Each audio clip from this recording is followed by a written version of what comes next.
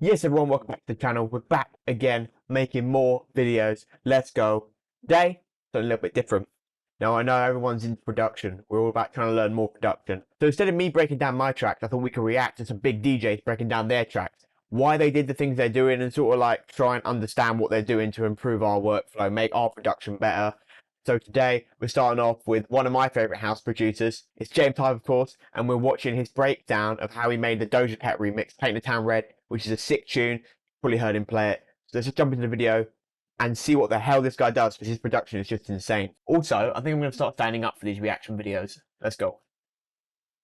See, I'm trying to be funny. It's just way over the top for what it needs to be, but we're going to jump into the video, so let's go. I remixed Doja Cat, and in this video, I'm going to show you how I did it, how I got the acapella, how I mixed it, how I mastered it. Oh, so we're talking about remixes. I'm going to give you the remix at the end. So what's going to be good about this video, actually, is anyone that's interested in making remixes. Because obviously making original tracks is one thing, but you can build a big brand of making remixes. And this guy started in remixes.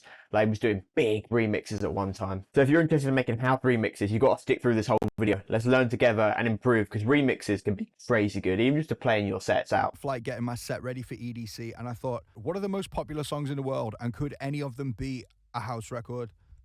And this one was the one. So we started out on YouTube looking for the acapella. As you can tell, it's kind of awful acapella, yeah.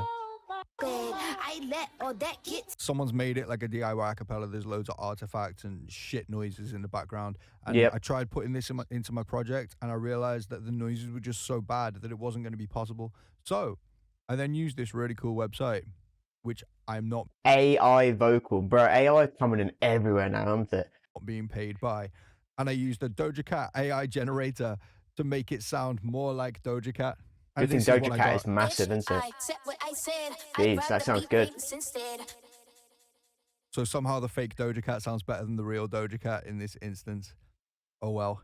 Now I've got a clean acapella. I started the remix. See, I'm not sure exactly how AI vocals works. All I know is they sort of create acts of really famous artists. That's a sick idea, though. I never really thought of doing AI vocals to create a remix, because normally when I find the acapellas, they're normally okay, or I sort of create my own.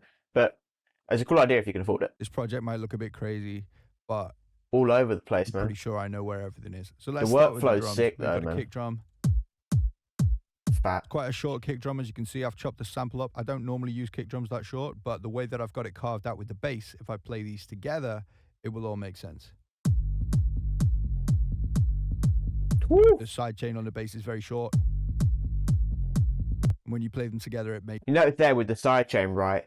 Multi-band sidechain. Now this is big. I've been doing this for a while, and it's so much better than like traditional like kickstart sidechaining, because here he's sidechaining that short bit, but you can see on the shaper box it's only the low end that he's sidechaining. Do you get the full high end and mid range not being sidechained, because it's not going to hit the frequencies the same as the bass? So here's just sidechaining the low end at 316 hertz. It's a next level up. That's a pro step, definitely, than just say using kickstart on like all of your instruments, because this way you only have to cut out the frequencies you need to cut out.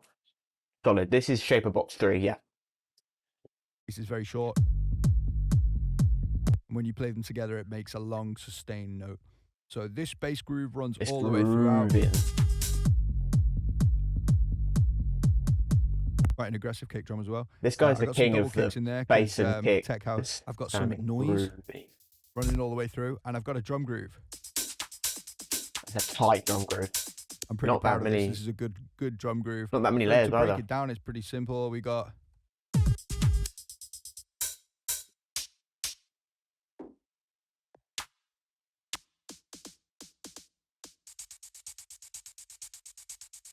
play it all together. It's grooving, it's grooving.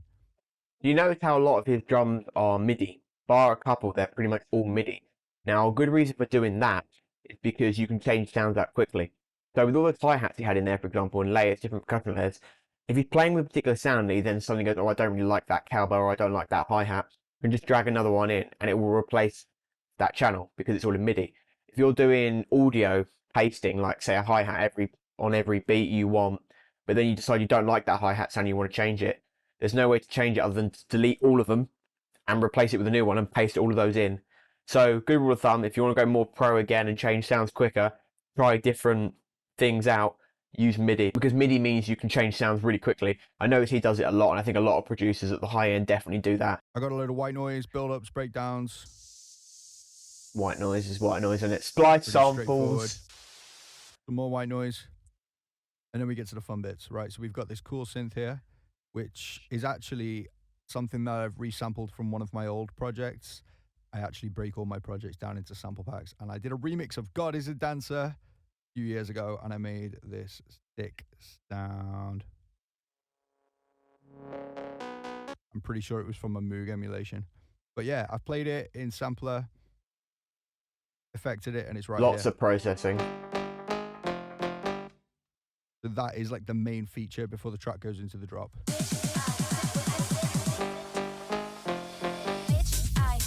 Yeah, true. We've got another lead sound that comes in halfway through, kind of in the background. And then there's a third lead, which I've called triplet synth, yeah. and I have basically just played a triplet pattern on a Serum preset. You can turn this Ableton Grid into triplets here. Nice. And then anything you play will instantly sound. I find that triplet grooves sound really good in tech house. I don't know why, maybe it's just me, I always do them. I love doing triplet grooves. Sometimes triplet grooves in a normal grid sound interesting as well. Notice there that it's not overdone. You know, stuff's quite low in the mix. It's all about the processing you're putting on the channels, opposed to the sound itself. So that's a big point. And also that lead-in sound is like a reverse of the first note. So if you want to know how to do that, sample the first note down to a new channel, add a reverb, freeze it, flatten it, reverse it, put it in front, you get that. And make sure you keep things low, turn things down. Now everything needs to be at 0 decibels. Like nothing here is at 0 decibels really. Just turn things down, you know, everything doesn't need to be super loud. That's kind of what I'm learning here. And yeah, it's all about playing the right thing at the right time, not overdoing it. It's very easy in tech house because it's just bass and kick to overdo it in the groove. Put too many lead sounds in. I've done it quite a lot in the past. Too many sounds in, and you kind of take away from the groove because you've always got like a sound like every tech house record ever made. I've also got some reverse vocals that I made. Reverse vocals, there you go. Same thing. It's resampling. That might be a texture resample. Some random vocal. I bounced out the delay on one of the vocals to make that cool little vibe. I got to show you this vocal processing on the build-up. Oh, I love that vocal process. Right there. Jesus. Now explain what it's doing. Bitch, I said what I said. Bitch, I said what I said. Bitch, I said what I said. Bitch, I said what I said. Just a lot of delay. So you can hear how it sounds like it's getting faster and being pitched up. Basically, if I use a delay, I'm going to do it again really simple so that you can see what's happening.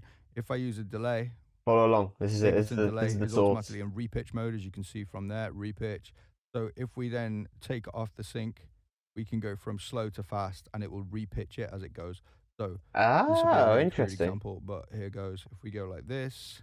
Bitch, I said what I said. Bitch, I said what I said. Bitch, I said what I said. Bitch, I said what I said. Bitch, I said what I said. And you can hear the delay getting shorter. That even shocked him. Up with the actual track. So that's kind of a cool effect. Oh, that's crazy. In the build up there on this vocal. I've got a pitch rise, really straightforward. Serum preset probably. Yeah. Some other pitch effects. And that one's actually going down. Again, notice how low everything is. Like if we look on the right there by the volume channels, pitch rises at -21. That FX is -35, -4, -4, -5, -6 on the group. So everything's really quiet. It's turned down just so it sits nicely. Don't overdo it with effects. This is a common thing that I still do a lot, especially if you get stuff from Splice. It's really loud. And although it might not sound loud when you're playing it, if you go and look at like your LUF meter, if you use one of those, the noise will probably be pushing up your LUFs in the build-up too much. So actually the drop sounds quieter because of how loud your white noise and your risers are. So turn them all down. If you think they're quiet enough, turn down a bit more. That's probably where they need to actually be. String. Bare strings and atmosphere. I call it Atmos. It's atmosphere, isn't it? Something. Realistically, it's atmosphere. I also put one of my own tracks in the bottom of the project as reference a reference track. Yeah. So I made this, well, according to the file name, I made this in 2022, and I play it in my sets quite a lot, so I know that it sounds good.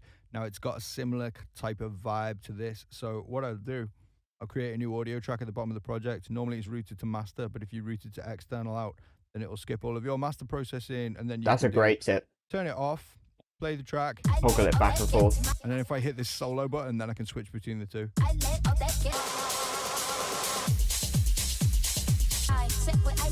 That's actually a crazy tip. Now, this is one thing I still don't do anywhere near enough, and that's referencing other tracks. I like to finish tracks quickly, hence I don't reference a lot. I don't have a huge backlog of tracks to reference from, but you can reference from anyone's track. I made a track called Devil Loser, which I still have yet to sign. Not I think will ever get signed at this point, but I referenced one of James Hype's tracks, Lose Control, because the build-up had a similar vibe and I was going for a similar idea. So I used it as a reference. Great point there. Just keep it in there and make sure you just route it away from the master so you don't hit your processing if you're using an already processed track, because otherwise you're trying to like remaster and master and it will sound way too loud and out the top. Great idea. Do this more if you're not referencing when making music. That could be a huge problem where you're going wrong, because if you find tracks that you know are big and you know have worked and you make sounds that sound similar to that in your track, it's going to do better. And you just toggle back and forth. It's so much better. Match up the levels There we go. of the kick, the bass, the hi-hats, the clap, and all the important things, and then I will know, oh, if this track sounds good and these levels are the same, then this new track should sound There you good. go. And that I enables said me it to first. make music that sounds good enough to play, even if I'm not in a studio. Next thing everyone wants to see is what's on the master, because this is the finished product. This The is source. the version that I am playing in my sets. Nobody else is mastering this. So The mastering source. what's on the master? Let's go. Let's just play it through. I'm going to turn the volume down so I can talk over it. What's the source? So What's first the of all, I've got source? this Fab Filter Saturn, Sat which 2. I have used on a preset called Faster Master. Now this is multi-band saturation and compression, and I've got it at 46%. Oh. Sometimes when I'm actually making the music, I'll use it on 100% because it just gives me a vibe as I make.